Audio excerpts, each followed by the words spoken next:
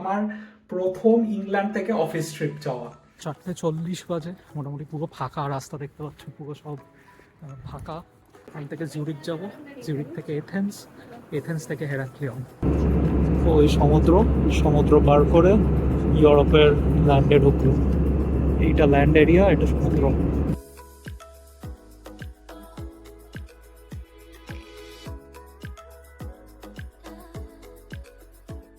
Hey everyone, আমি Anjan, welcome back to my channel, welcome to a new video. So ভোর 4:15 সময় আমি এখন আছি ইংল্যান্ডে, আর আমি আজকে যাচ্ছি ইংল্যান্ড থেকে আমার প্রথম অফিস ট্রিপে। তো আমি যাচ্ছি এখন গ্রিসে। তো পুরো আজকে সারা দিনটা যাবে পুরো ট্রাভেলিংয়ে।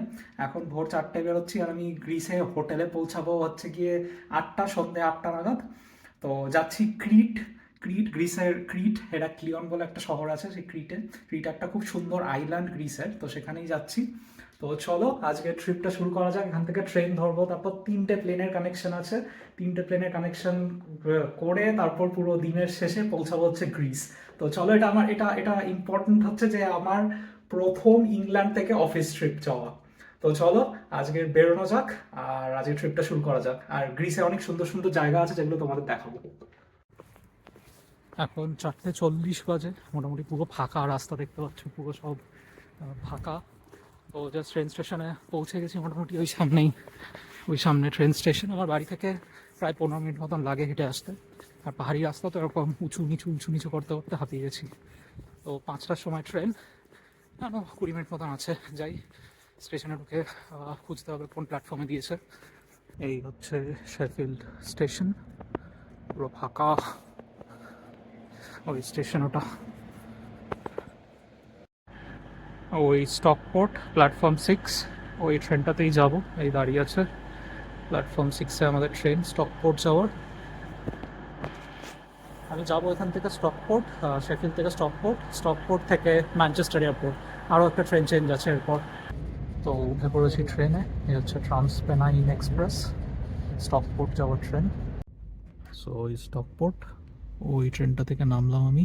তো ইউকেতে পুরো ফাঁকা প্ল্যাটফর্মে একা আছি, কিন্তু অসুবিধা নেই, এরকম ছোট ছোট ওয়েটিং রুম করা আছে প্রত্যেকটা প্ল্যাটফর্মে। হিটারও আছে, মানে সিসিটিভিও আছে, এখানে বোর্ড ডিসপ্লেও আছে। তো কোনো অসুবিধা নেই, এরকম এই জিনিসটা বেশ ভালো দেখলাম আমি। মানে প্রত্যেকটা ছোট ছোট প্ল্যাটফর্ম, যেমন এটা একটা ছোট প্ল্যাটফর্ম, এখানেও আছে এরকম ছোট ওয়েটিং রুম করা। তো এটা বেশ ভালো জিনিস। আচ্ছা, সেকেন্ড ট্রেন অভান্তি এক্সপ্রেস। এখান থেকে এখনো পৌঁছাতে 1 ঘন্টা লাগবে। তো টোটাল আমার টাইম লাগছে আমার বাড়ি থেকে ম্যানচেস্টার এয়ারপোর্ট মোটামুটি 1.5 ঘন্টা মতন টাইম। আরও কম সময় লাগে, এখানে কিছু কাজ চলছে এদের রেল ট্র্যাক্সে, তাই জন্য একটা ব্রেক করে যেতে হচ্ছে। তো চলো এবার ম্যানচেস্টার এয়ারপোর্ট যাব, এয়ারপোর্ট নেমে তারপর তোমাদের সাথে কথা বলছি। পৌঁছে গেছি ম্যানচেস্টার এয়ারপোর্টে। এই সেই ম্যানচেস্টার এয়ারপোর্টের সুন্দর ব্লু কালারের টানেল। তো এখান থেকে আমার সুইস এয়ারলাইন্সের ফ্লাইট, এখান থেকে জিউরিক যাব, জিউরিক থেকে এথেন্স থেকে হেরাক্লিয়ন। তো 3টে প্লেন আছে চেঞ্জ করার জন্য। এখন যাব তাড়াতাড়ি করে, চেক ইন হয়ে গেছে, অনলাইন চেক ইন। এখন যাবো, ব্যাগ ট্যাগ কিছু নেই, লাগেজ নেই, শুধু একটা ক্যারি অন নিয়ে নিয়েছি। তো এখন যাবো সোজা সিকিউরিটি চেক ইন করে ভেতরে গিয়ে একটু ব্রেকফাস্ট করতে হবে, কিছু খাইনি সকাল থেকে। সকাল 7টা বাজে, আর 7টার সময় ম্যানচেস্টার এয়ারপোর্ট বেশ বিজি, প্রচুর লোক।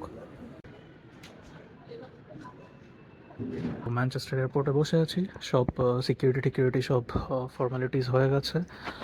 একটু ব্রেকফাস্টও করে নিলাম। তো ব্রেকফাস্টে একটা স্যান্ডউইচ, একটা মিল ডিল টাইপের থাকে স্যান্ডউইচের সাথে ড্রিঙ্কস, চিপস এগুলো একসাথে দিয়ে, তো সেটাই নিলাম। আর এখান থেকে এখন সুইস এয়ারলাইন্সের ফ্লাইট আমার টু জিউরিক, 2 ঘন্টা লাগে এখান থেকে জিউরিক। তারপর আবার জিউরিক থেকে এথেন্স, আরও 2.5 ঘন্টার ফ্লাইট। জিউরিকে কোনো লে ওভার নেই, কিন্তু এথেন্সে একটা লম্বা লে ওভার আছে। তো এথেন্স থেকে আবার হেরাক্লিয়ন যেতে হবে, সেটা আরও 1 ঘন্টা মতন লাগে। তো সারাদিনটাই প্লেনে কাটবে, অনেক লম্বা একটা জার্নি। সুইস এয়ারলাইন্স আমি কখনো চড়িনি, কিন্তু শুনেছি বেশ ভালো। তো চড়ে তারপর তোমাদের রিভিউ দিচ্ছি কেমন লাগলো। উঠে পড়েছি প্লেনে, বসে গেছি, পুরো ভর্তি একটা ফ্লাইট। চলো, লম্বা জার্নি।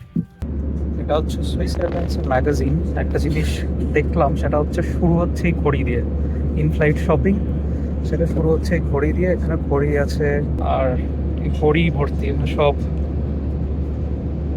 দামি দামি কোম্পানির ঘড়ি ভর্তি। প্রচুর ভরি আছে। এখন আমাদের ফ্লাইটটা ইংলিশ চ্যানেল পার করে ইউরোপ ঢুকছে। নিচেও দেখা যাচ্ছে পুরো সেটা, ওই সমুদ্র, সমুদ্র পার করে ইউরোপের ল্যান্ডে ঢুকলো। এইটা ল্যান্ড এরিয়া, এটা সমুদ্র। সুন্দর লাগছে, ওয়েদারটাও খুব ভালো, সেই কারণে পরিষ্কার বোঝা যাচ্ছে পুরো ডিফারেন্সটা।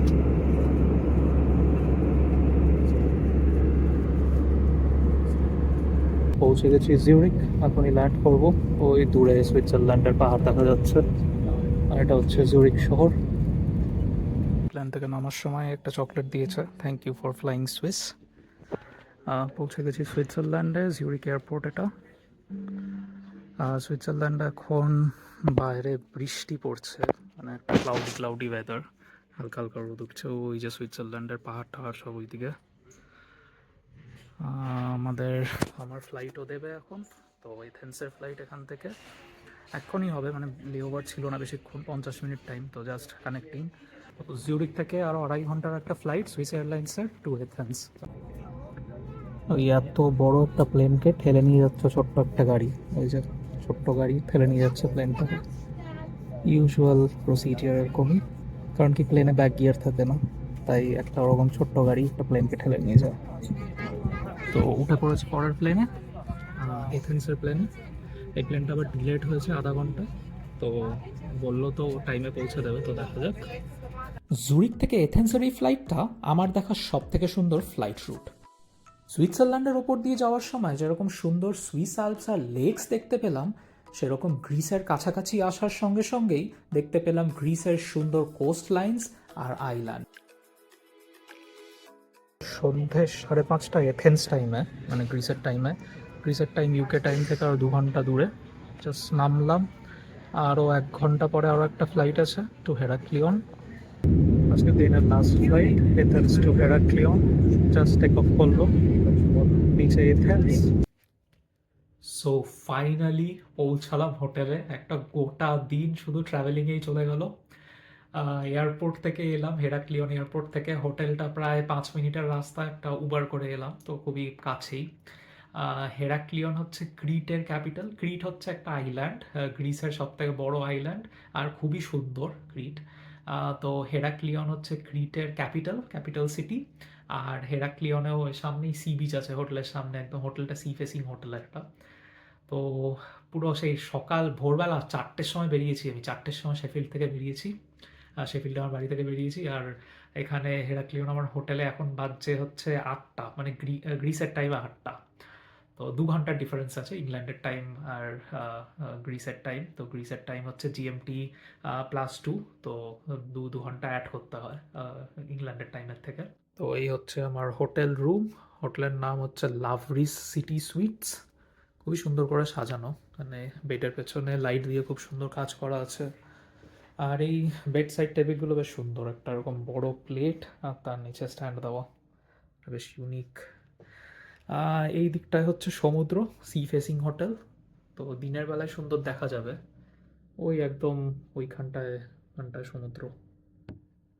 একটা জাহাজও দাঁড়িয়ে আছে, ঠিক বোঝা যাচ্ছে না ক্যামেরায়, দিনের বেলা অবশ্যই দেখাবো। ওখানে টিভি আছে, একটা মিনি ফ্রিজ আছে নিচে, কফি মেশিন আছে, সবই আছে। এখানে একটা টয়লেট, স্পেশিয়াস শাওয়ার ক্লজেট, আর এটা বেশ সুন্দর লেগেছে আমার বেসিনটা। তো এটাই ছোট ট্যুর দিলাম একটা রুমের। আর এবার যাব খেতে, খুবই খিদে পেয়েছে, তো এখন যাব।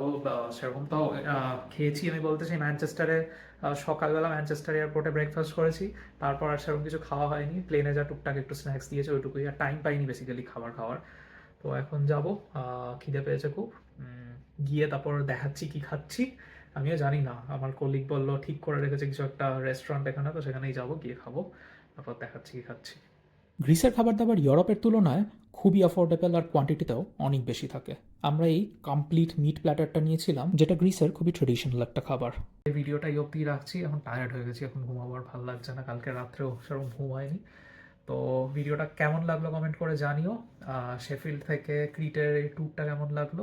এবার ক্রিট ঘুরবো, ক্রিটে কী করবো সেগুলোও দেখাবো, অন্য একটা ব্লগে আসবে। তো ভালো লেগে থাকলে অবশ্যই একটা লাইক করে দিও, চ্যানেলটাকে সাবস্ক্রাইব করে দিও, আর কমেন্ট করে জানিও কি ভালো লাগলো আর কি কি নতুন দেখতে চাও। তো আজকের মতন এইটুকুই, চলো টাটা, দেখা হচ্ছে কালকের পরের নতুন ভ্লগে। আর ক্রিট ঘোরাবো অবশ্য, এখন ক্রিট ঘোরার সিজন নয়, তবে তাও যেটুকু দেখতে পারবো, মানে আমিও যেটুকু ঘুরবো সেটুকু তোমাদের দেখাবো। তো চলো টাটা।